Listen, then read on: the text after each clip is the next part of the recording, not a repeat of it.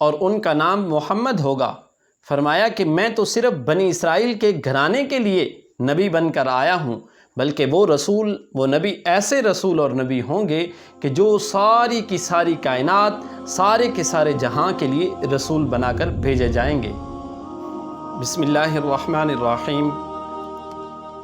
ایک بار حضرت عیسیٰ علیہ السلام اپنی قوم سے فصیح و بلیغ خطاب فرما رہے تھے کہ وہ خطاب اتنا دردناک اور اس قدر پر اثر تھا کہ لوگوں کی آنکھوں سے چھم چھم آنسو برس رہے تھے۔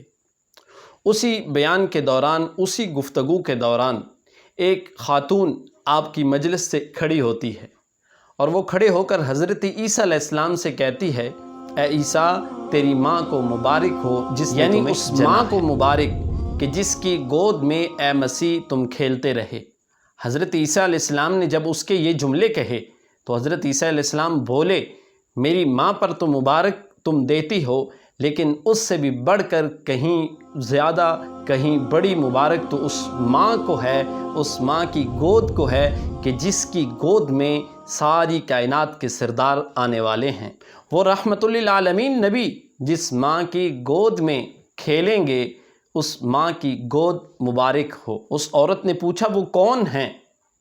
اس کے اوصاف کیا ہیں؟ تو حضرت عیسیٰ علیہ السلام نے آپ کا نام بتایا، آپ کا حلیہ مبارک بتایا، آپ کی سیرت اس عورت کو بتائی، اور ساتھ آپ کی ولادت پاک کے جو حالات تھے، جو واقعات، وہ آپ کو بیان کیے۔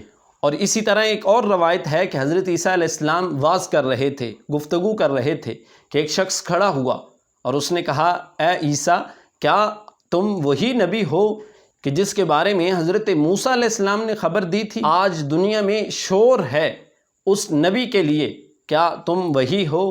فرمایا کہ نہیں، میں وہ نہیں ہوں، بلکہ وہ میرے بعد نبی آنے والا ہے۔ تو کسی نے پوچھا، ان کا نام کیا ہے؟ ان کے اوصاف کیا ہیں؟ تو حضرت عیسیٰ علیہ السلام نے فرمایا کہ ان کا نام احمد ہوگا اور ان کا نام محمد ہوگا۔